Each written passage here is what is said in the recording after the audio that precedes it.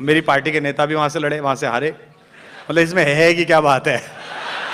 मुझे कांग्रेस के एक नेता मिले, मैंने कहा कहां जा रहे हो? बोले चिंतन शिविर में।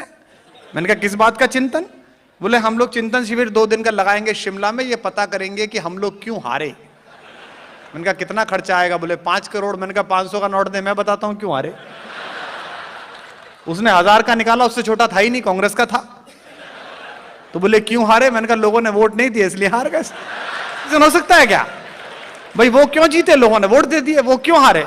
लेकिन हिंदुस्तान बड़ा जबरदस्त देश है और वहां की राजनीति में बड़ा उत्सव का माहौल रहता है।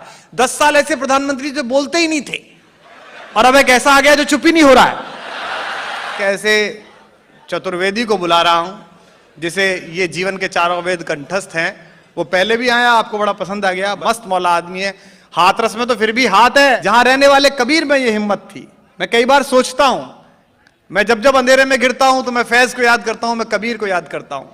जिस समय 52 साल का अकबर का राजवंश चल रहा था, जिस समय अकबर की विजय पताका कांधार से लेकर कन्याकुमारी तक फैल रही थी, उस समय बनारस में ब्राह्मणों के वर्चस्ववादी आतंक के बीच खड़ा होकर एक फकीर दोनों को गालियां देता है।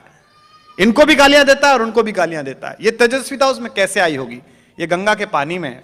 और बहुत सारे लोग शायद मंच के जानते हो या ना जानते हो, कबीर पूरी जिंदगी बनारस रहे, लेकिन अपनी मृत्यु से 3 महीने पहले वो गंगा पार करके मगहर चले गए। और कहा जाता है कि मगहर में जो मरता है वो नरक जाता है।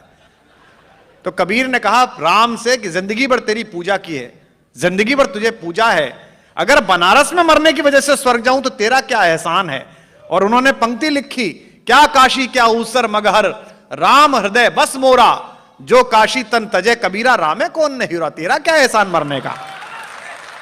इसीलिए मगहर जा रहा हूं, अगर तेरी पूजा की है तो यहां से मुझे स्वर्ग भेजना सीधा। और उनके बारे में बड़ी बात थी कि उन्हें जलाया जाए या उन्हें दफनाया जाए। हिंदू मुसलमान दोनों अलग अलग मत में थे।